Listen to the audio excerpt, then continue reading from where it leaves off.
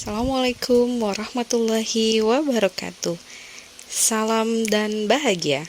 Perkenalkan, nama saya Sri Susanti, calon guru penggerak angkatan 11 Kabupaten Bogor. Di sini saya akan memaparkan mengenai kesimpulan dan refleksi pemikiran Ki Hajar Dewantara, modul 1.1 Kodeksi Antar Materi.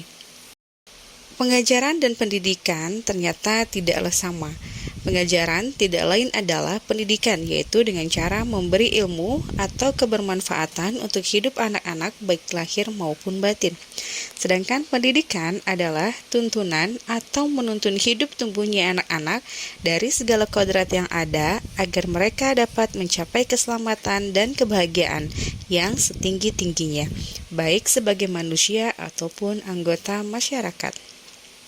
Masih menurut Ki Hajar Dewantara, pendidikan adalah tempat persemaian benih-benih kebudayaan dalam masyarakat. Proses menuntun menurut Ki Hajar Dewantara adalah anak diberikan kebebasan, namun pendidik sebagai pamong dalam memberikan tuntunan dan arahan agar anak tidak kehilangan arah dan tidak membahayakan dirinya. Dasar pendidikan berkaitan dengan kodrat alam dan kodrat zaman. Kodrat alam berkaitan dengan sifat dan bentuk lingkungan di mana anak berada, sedangkan kodrat zaman berkaitan dengan isi dan irama. Refleksi.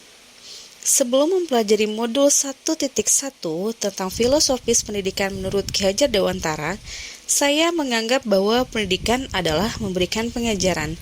Namun ternyata antara pendidikan dan pengajaran memiliki makna yang berbeda. Pembelajaran yang saya lakukan selama ini hanya berpusat pada guru saja, yaitu hanya memberikan ilmu ke peserta didik dan mereka hanya mendengarkan apa yang saya jelaskan dan mencatat hal-hal penting bagi mereka. Saya juga lebih mengutamakan nilai pengetahuan dan tidak memahami karakter peserta didik. Saya menganggap bahwa yang saya lakukan di kelas menjadikan siswa lebih tertib, karena mereka hanya duduk dan mengamati penjelasan dari saya tanpa saya memberikan kebebasan kepada mereka untuk kreatif dan bernalar kritis. Namun, setelah mempelajari modul 1.1, saya menyadari bahwa pelajaran yang saya lakukan tidaklah tepat. Seharusnya pembelajaran itu berpusat kepada siswa, bukan kepada guru. Seharusnya saya menjadikan siswa sebagai subjek pembelajaran dan bukan objek pembelajaran.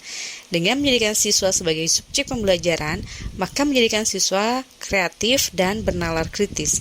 Selain mengubah pembelajaran, saya juga memahami metode yang digunakan dalam pembelajaran. Penggunaan metode pembelajaran yang tepat seperti berdiskusi kelompok akan menjadikan siswa lebih berkreasi dan dapat menyampaikan pendapat. Guru pun pada akhirnya dapat memahami karakter peserta didik. Yang segera saya terapkan dalam pembelajaran di kelas antara lain merancang pembelajaran yang berpusat pada siswa dan menggunakan metode yang dapat membuat siswa aktif dan kreatif.